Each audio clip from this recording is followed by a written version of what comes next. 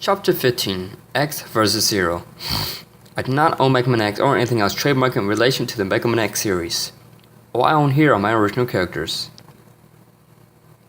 The Hunter HQ warning alarm went off. All available hunters report to the command room. Cygnus' voice rang out over the loudspeaker. Get somewhere safe, Iris, Zero said. Iris shook her head defiantly. No. After what I have seen and done, I am going to fight with you from now on, Zero, Iris said. Zero saw determination in her eyes and knew she wasn't going to be deterred from this. With a light-hearted chuckle, Zero grinned at her.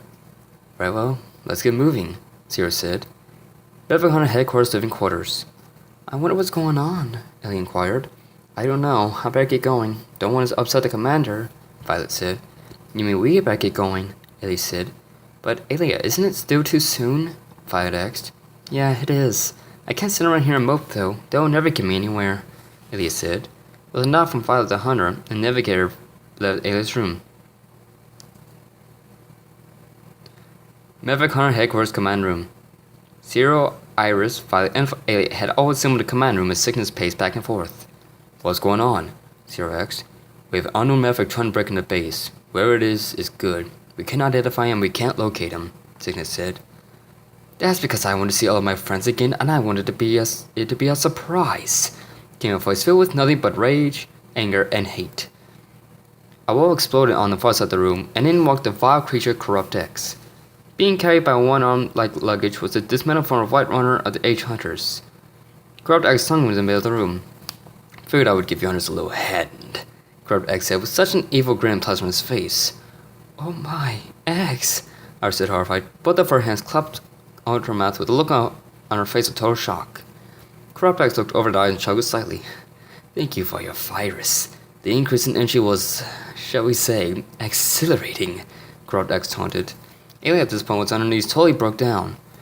X, why? Why are you doing this? Alias grinned at him in pure anguish. Why? I will tell you why. I am liberated now. I am free. I now have the power to do what I should have done a long time ago, Corrupt X said. Then he walked out to the distraught alien and much to the Hunt's surprise, his face opened up a bit. Join me, Alia. Together we can finally create a utopia. With this power I can create anything I desire. Or anything that you desire for that matter, Corrupt X said lightly. Alia seemed glanced up at him. Zero glared at her fiercely, afraid she might take his offer. Come to me, my love. Please, Corrupt X pleaded. This was something done in Zero. His love and feelings for Alia had remained intact. No, X. Please. Look what you're doing. The people you're hurting. Look what you're doing to me, Ellie says, tears escaped her eyes. That's when the unexpected happened.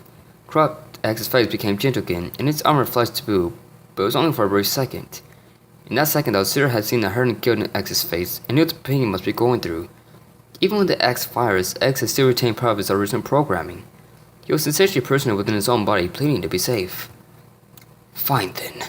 If you desire it, you will be destroyed as well, Corrupt X said with all of his rage, anger, and hatred returned in full now as he raised the X-Press to Alia. In a flash, Zero drew his C-Saber and charged Corrupt X. Corrupt X saw him coming just seconds before Zero was on him. Zero, knowing he wouldn't have a chance to strike Corrupt X tackled him, sending them soaring into the hallway outside. Corrupt X with a vicious kick hit Zero in the chest, striking him off of him. Corrupt X and Zero got to their feet. I warned you, Zero. Stand in my way again and you will not walk away, Corrupt X said tersely. Zero charged Corrupt X, and with a swift and fluid motion, Corrupt X grabbed Zero by his arm and flung him through a window. With a grin, Corrupt X followed suit. Mega City downtown. The battle between Corrupt X and Zero had spilled into the downtown streets of Mega City, where people were running in terror as the reploids caused damage to whatever nearby building happened to be in the way. Zero and the Corrupt X hit him with his saber with such force it sent him through one way of a cineplex and out the other. Corrupt X quickly returned to his feet and aimed his X-Buster. Without even charging, X fired a blast that was one straight giant beam instead of the giant plasma sphere it used to be. The blast tore through Cineplex and erupted into flames that quickly engulfed the building. Zero tried to avoid the beam but didn't move fast enough and was hit square in the chest with it. He was flung into a nearby home with such force it collapsed on top of him. Corrupt X walked over to Color's building and smiled even more evilly. Come on, Zero. Even I know it can't be that easy, Corrupt X said. He waited for a moment and got no response. Have it your way, Corrupt X said. Corrupt X started aiming his buster at various different buildings and opened fire on them, catching them ablaze. Zero had finally gained his citizens and pulled himself out from beneath the rubble that had swallowed him.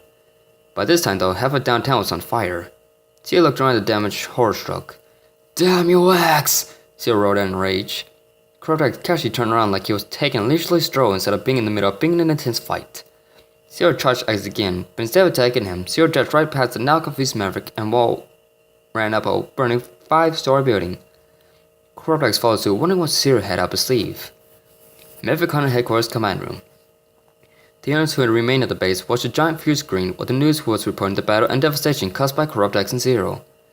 I really can't believe this is happening. This can't be real, Ace said in shock at having seen her boyfriend doing all the things he was doing. Alia, I just thought of something. If we can somehow save Axe, do you think he would want to be alive after causing all of this?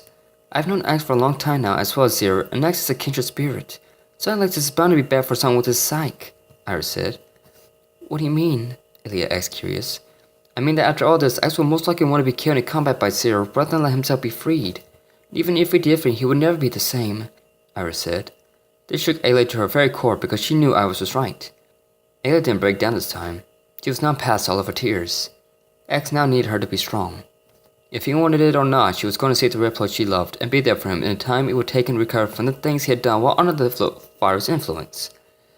I'll save him, no matter what, May said. Iris just grinned at the lovesick navigator. Mega City downtown.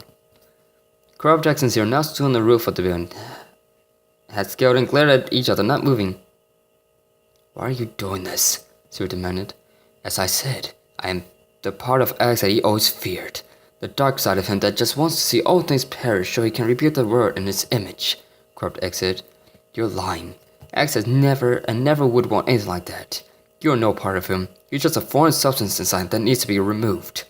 Zero said, charging Corrupt Axe. Corrupt Axe pulled out his seed saber and engaged Zero in a duel. Those two slashed and hacked at each other with such violent force that when the other blocked, sparks flew from their sabers. The two so engaged in the duel didn't realize they were now on the edge of the rooftop. The two continued to throw slashes at each other while the other blocked or parried. Finally, Zero slipped a little and his leg went over the ledge for a moment.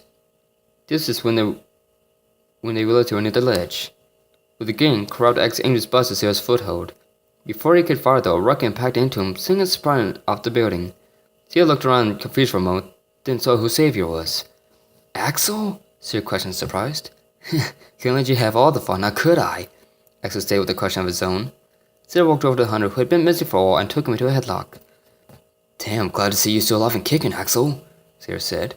The duo then walked over to where Corrupt Axe had fallen and jumped down. They saw no sign of Corrupt Axe. Well, I guess that's that for now, Zero said. Yeah, tell me, Zero, was that Axe? Axe solemnly. Yes, it was, Zero replied. Axe just lowered his head and closed his eyes. Well, let's return to the HQ. Everyone must be worried about me, and they will be glad to see you back, Zero said. Then enough from Axel did teleport out of the area. So here we have it, ladies and gentlemen. Chapter number 15, which presents you with Axel's timely return. Anyway, as always, R&R, no matter if what you have to say is good or bad. Do chapter 16. Peace!